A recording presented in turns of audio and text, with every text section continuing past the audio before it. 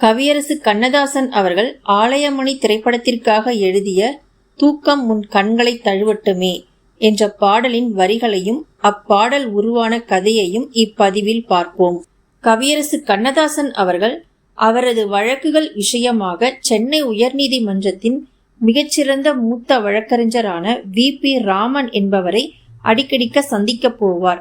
V P. Raman அவர்களுடைய மனைவி நல்ல ஆங்கில புலமை உடையவர். ஆங்கில புத்தகங்கள் நிறைய படிப்பவர்.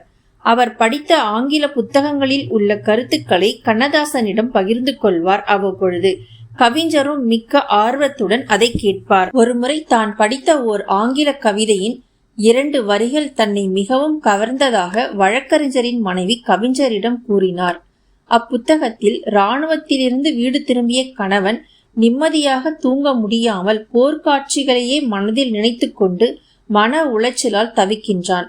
அதை பார்த்த அவனது மனைவி sleep your eyes rest your heart என்று சொல்லி தூங்கச் சொல்கிறார் அவனை. இந்த 2 வரிகள் தன் மனதை மிகவும் கவர்ந்ததாக வழக்கறிஞரின் மனைவி கவிஞரிடம் கூறினார். இந்த 2 வரிகளும் கவிஞரின் மனதில் அப்படியே பதிந்துவிட்டது. அன்று மாலை கவிஞர் ஆலயமணி திரைப்படத்துக்காக பாடல் எழுத வேண்டி இருந்தது. அவரது மனதில் பதிந்திருந்த அந்த ஆங்கில 2 வரிகள் தான் அப்படத்தின் பாடல் வரிகளாக வெளிப்பட்டது. அப்பாடல் தான் இது. தூக்கம் உன் கண்களை தழுவட்டுமே, அமைதி உன் நெஞ்சில் நிலவட்டுமே, அந்த தூக்கமும் அமைதியும் நானானால் உன்னை தொடர்ந்திருப்பேன், என்றும் துணை இருப்பேன். கவிஞர் கண்ணதாசன் அவர்களின் காதுகளில் விழுந்த இந்த 2 ஆங்கில வரிகள் அவரது மனதிற்குள் இறங்கி அவரது கற்பனை வெள்ளத்தை தூண்டி எவ்வளவு அழகான பாடலை நமக்கு தந்திருக்கிறது என்று பாருங்கள். அவரது கற்பனையின் அடுத்த வரிகளை காண்போம். காலையில் நான் ஓர் கனவு கண்டேன், அதை கண்களில் இங்கே எடுத்து வைத்தேன்.